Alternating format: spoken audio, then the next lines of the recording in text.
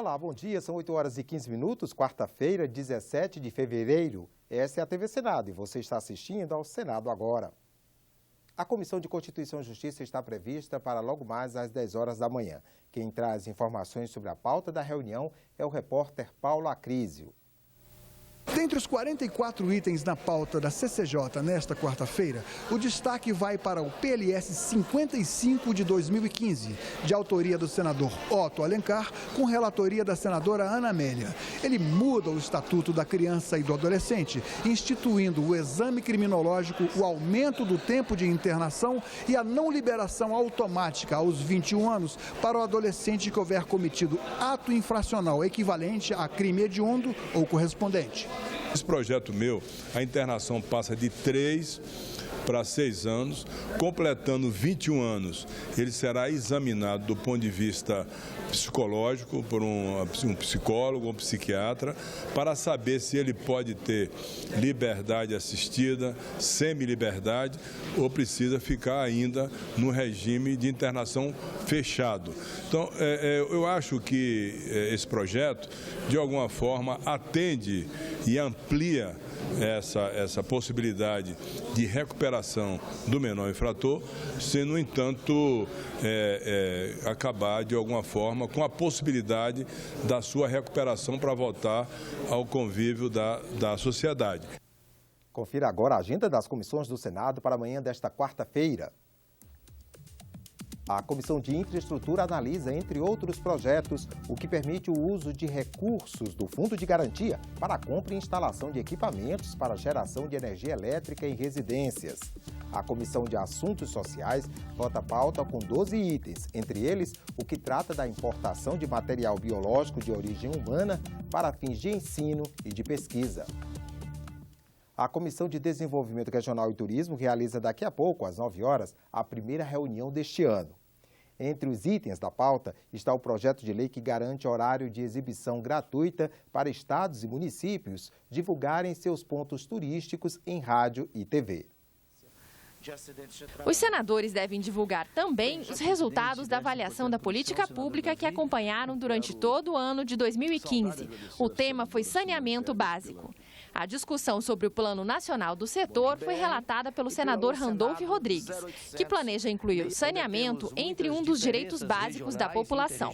A análise que fizemos da ausência de política de saneamento básico no Brasil mostra a necessidade de nós mudarmos e termos investimento e, ao contrário, tem tido cortes orçamentários na área de saneamento básico.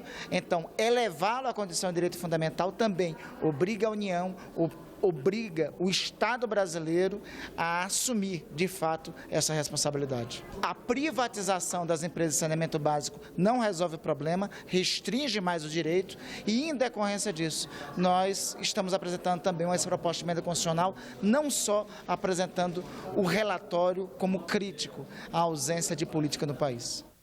Outras duas comissões do Senado se reúnem na manhã desta quarta-feira.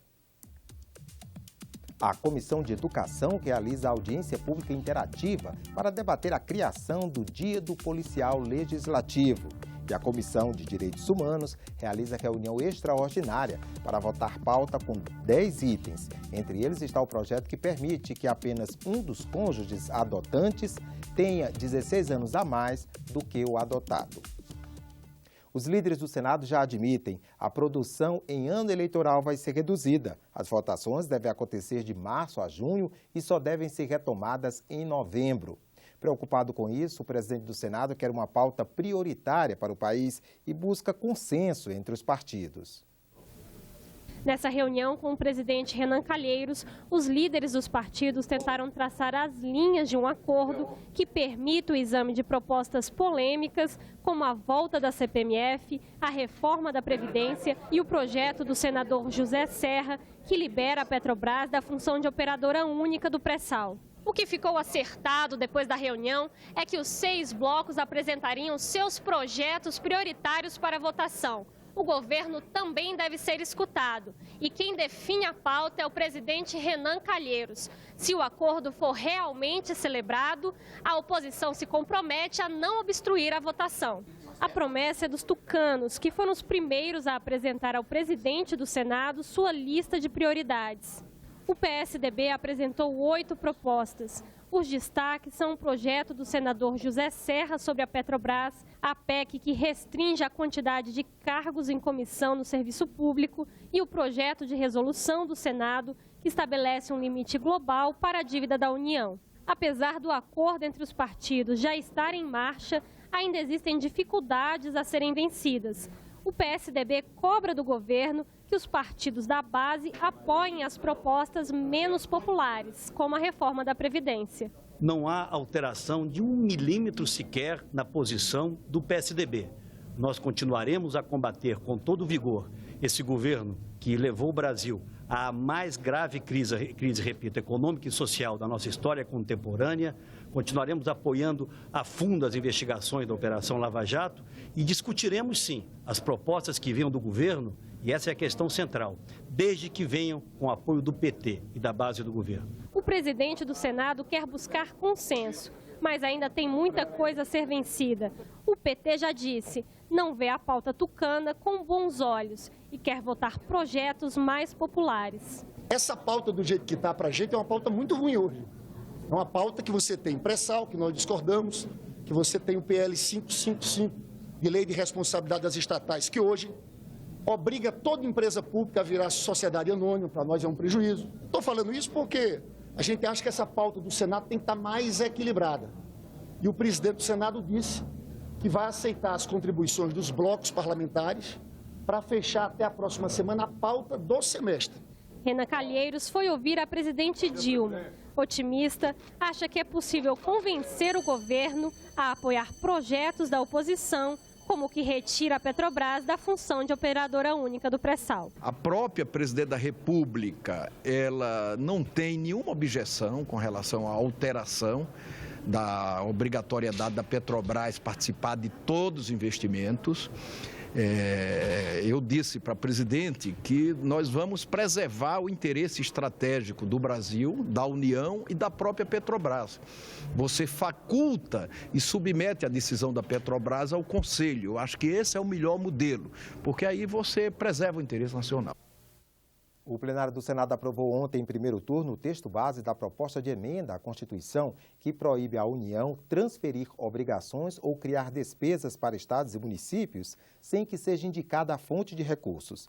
Também foi aprovada a indicação do procurador Rogério José do Nascimento para o Conselho Nacional de Justiça e do servidor público de carreira Eric Moura de Medeiros para o cargo de diretor do DENIT, o Departamento Nacional de Infraestrutura de Transportes. Uma mudança na distribuição do salário educação foi aprovada na Comissão de Educação. O benefício é uma contribuição social paga por empresas públicas e privadas vinculadas ao regime geral da Previdência Social. A alíquota é de 2,5% sobre a folha de pagamento e a estimativa de arrecadação para 2015 era de 12 bilhões de reais. Na hora de distribuir os recursos do salário educação, a arrecadação dos estados é levada em conta e o valor repassado para as secretarias de educação varia muito. Por exemplo, a rede pública de educação básica do Distrito Federal recebe por aluno R$ 698 por ano, enquanto no Maranhão o valor repassado é de R$ 59. O projeto aprovado na Comissão de Educação prevê que estados e municípios recebam proporcionalmente ao número de matrículas e que o valor repassado por aluno seja o mesmo em todo o país. O que nós queremos é olhar para o estudante, né? Independente de qual estado, qual município em que ele nasceu. Nós queremos olhar para o estudante como um todo. Nós queremos, portanto, que esses recursos, né, que a população que paga, tenham uma repartição mais justa. O projeto prevê que a mudança seja gradual, em 4 anos. Estados mais ricos perdem recursos com a proposta, que ainda será avaliada na Comissão de Assuntos Econômicos. Eu tenho certeza que os estados mais ricos vão entender que esses recursos que são importantes para a educação básica no Brasil, eles precisam ser redistribuídos de uma forma mais justa. A Comissão de Educação aprovou ainda o projeto que prevê a oferta gratuita de teste vocacional a partir do último ano do ensino fundamental. Orienta o jovem, quando ele está completamente perdido, em que direção ele vai encaminhar a sua vida profissional. A serem assistidas estes jovens durante este período com uma orientação profissional adequada, com certeza vai contribuir enormemente para que nós tenhamos mais gente satisfeita com as escolhas vocacionais que fazem. As regras para captar e distribuir água mineral e para as águas termais foram tema de audiência pública na Subcomissão de Acompanhamento do Setor de Mineração. Os senadores ouviram as reivindicações dos empresários do setor, menos impostos e legislação mais simples. O Brasil é um país rico em água, para lazer, para fins terapêuticos ou consumo. Somos o quarto maior consumidor de água mineral do mundo, 90 litros por pessoa por ano, o que é considerado pouco por empresários do setor, que reclamam do excesso de impostos. Eles afirmam que numa simples garrafinha, 42% do preço são tributos. Nós hoje pagamos mais tributos do que as bebidas adocicadas e as bebidas carbonatadas, né? Com açúcar, refrigerante, que os chamados néctares, sucos naturais. Não pode água mineral pagar mais impostos que isso. E nem igual, tem que pagar menos. Empresários da indústria de água mineral participaram de audiência pública na Subcomissão de Mineração. Para eles, outro problema fundamental é a falta de uma definição clara do que é a água, minério, alimento ou remédio. Tudo isso e não é nada disso. Na opinião dos participantes da audiência, a definição ampla leva a um excesso de legislação e de órgãos controladores. Na aplicação das normas de águas minerais, é necessário observar, entre outras normas, o Código de Águas Minerais, o Decreto-Lei 7.841, de 1945, ou seja, ela tem uma legislação própria para a água mineral, o Código de Mineração, que é o fruto da discussão aqui, as resoluções da diretoria colegiada, da RDC e das portarias da Anvisa e do Ministério da Saúde referentes à água mineral, e resoluções do Conselho Nacional de Recursos Hídricos, CNRH. Se eu fosse falar sobre toda a legislação que afeta a água mineral, a gente ia levar essa tarde inteira e ainda teríamos coisa para falar. As normas acabam levando a exigências difíceis de cumprir. Em Caldas Novas, nós temos mais de 50 quilômetros de rede de água subterrânea. E de água subterrânea. E já foi muito discutido para que essa água seja aérea. E não tem condição, né? Vira e mexe, esbarra num técnico questionando isso. Se todos aqui nessa sala se empenharem em simplificar o modelo econômico, o modelo que faz a legislação e regulação do setor de água mineral, tratando como alimento e dando fôlego ao empresariado, eu tenho certeza que o crescimento será fantástico nos próximos anos. A indústria da água mineral é criticada por ambientalistas. O problema é a garrafa PET. A maioria não é reciclada e milhões de toneladas acabam lotando os lixões e formando verdadeiras ilhas de plástico nos oceanos. A ABINAM faz parte da Política Nacional de Logística Reversa. Nós assinamos o documento com o Ministério do Meio Ambiente. Então, nós estamos no plano de recolher as embalagens. Então, hoje é a realidade. Isso é só ir lá no Ministério do Meio Ambiente, está lá, a ABINAM assinou o termo de responsabilidade de recolher essas embalagens. Então, nós já estamos participando disso. Já começou? Já começou. Essa coleta de informação é exatamente para que a gente possa, com o nosso trabalho, a gente ser mais preciso e simplificar o regulamento para a questão das águas minerais e também as águas termais. O Senado deve analisar nos próximos dias a medida provisória que reabriu o prazo para clubes de futebol aderirem ao parcelamento de dívidas previsto na Lei de Responsabilidade Fiscal do Esporte. A MP foi aprovada nesta terça-feira pela Câmara dos Deputados. O prazo para adesão vai agora até 31 de julho deste ano. A Comissão de Assuntos Econômicos aprovou nesta terça-feira uma proposta que permite o funcionamento de pequenos negócios dentro de residências. O texto segue para o plenário. No Brasil, são quase 9 milhões de micro e pequenas empresas. Elas respondem por 27% do PIB nacional.